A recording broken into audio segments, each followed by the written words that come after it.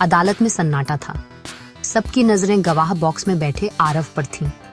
एक अंधा आदमी जो हाई प्रोफाइल मर्डर केस में गवाही देने आया था। सब हैरान थे कि जो देख नहीं सकता वो हत्या का गवाह कैसे हो सकता है। ये तो बड़ा आसान केस है, इसकी गवाही मिनटों में खारिज हो जाएगी। लेकिन अभियोजक को पूरा भरोसा था कि आरव के पास इस रहस्य की चाबी है। आरव अपनी सफेद छड़ी पकड़े सुनने के लिए आया था, और उस रात जो उसने सुना वो उसकी सबसे बड़ी ताकत थी।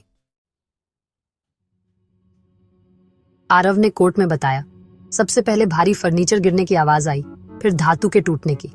फिर मैंने 2 आदमियों को बहस करते सुना। एक मिस्टर वर्मा की घबराई आवाज, दूसरी गहरी और ठंडी। बहस के बाद घुटी चीख और फिर डरावनी खामोशी छा गई। आप कैसे कह सकते हैं कि ये वही चीजें थीं? आप तो देख नहीं सकते। मेरी दुनिया आवाजों से बनी है। मैं कल्पना नहीं करता, विश्लेषण करता हूं। डिटेक्टिव नील कोर्ट में आरव की गवाही सुनकर हैरान था। उसे शक था कि आरव की कहानी कुछ ज्यादा ही परफेक्ट है। मैं गवाह से पूछताछ करना चाहता हूँ। इसमें कुछ ऐसा है जिसे और समझना है। नील ने आरव से पुलिस स्टेशन में मुलाकात की और उसे अलग अलग आवाजें सुनाई। हर आवाज को सटीक पहचानते हुए, ये कांच का ग्लास, ये कंकड़ पर भारी जूते, ये 6 सिलेंडर इंजन।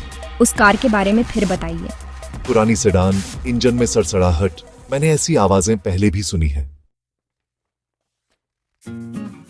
नील को आरव की परफेक्ट कहानी पर शक हुआ तो उसने उसकी पृष्ठभूमि खंगालनी शुरू की। उसकी मेडिकल हिस्ट्री निकालो, हर रिकॉर्ड, हर क्लिनिक। एक क्लिनिक में ए कुमार नाम से फाइल मिली। पता और जन्मतिथि आरव की थी। एक अंधा आदमी आंखों के इलाज के लिए क्यों जाएगा? पता चला आरव की आंखों की सर्जरी सफल रही थी। वो अब देख सकता था। इसका मतलब आरव ने कोर्ट में झूठ बोला। उसकी पूरी गवाही, उसकी पहचान, सब एक झूठ था। अब सवाल था, वो ये सब क्यों कर रहा था? अगर आरव देख सकता है तो उसकी गवाही सिर्फ एक कहानी थी, हमें गुमराह करने के लिए। सबसे संदिग्ध डिटेल थी पुरानी सेडान की आवाज, जिसका कोई सबूत नहीं मिला। क्या वो एक फर्जी संदिग्ध बना रहा था? आरव और पीड़ित के बीच कोई सीधा संबंध नहीं मिला, लेकिन फिर पता चला आरव का एक भाई है, रोहन। रोहन, जो हाल ही में आर्थिक संकट में था, मिस्टर वर्मा के लिए काम करता था। वर्मा ने रोहन की पेमेंट रोक रखी थी। मोटिव सामने था। अब शक साफ था, भाई के लिए आरव ने ये सब रचा। अब तस्वीर साफ थी। रोहन ने वर्मा की हत्या की और आरव ने उसे बचाने के लिए झूठी गवाही दी। आरव ने अपनी पुरानी पहचान का फायदा उठाया, कोर्ट को गुमराह किया। उसने आवाजों की परफेक्ट कहानी गढ़ी ताकि पुलिस असली कातिल तक न पहुंचे। मैंने एक झूठी खबर मीडिया में फैलाई कि पुलिस उस सेडान के मालिक तक पहुंच गई है। दोनों भाइयों की जासूसी शुरू हुई। फोन पर वो कार कभी थी ही नहीं, बस प्लान पर टिके रहो। यही कॉल हमारे लिए सबूत बन गई। दोनों की साजिश उजागर हो गई। अब आरव गवाह नहीं बल्कि साजिश का मास्टरमाइंड था। फोन कॉल के सबूत के साथ नील ने दोनों भाइयों को आरव के घर में घेर लिया। खेल खत्म आरव, हमें सब पता चल गया है, तुम देख सकते हो। आरव के चेहरे से रंग उड़ गया।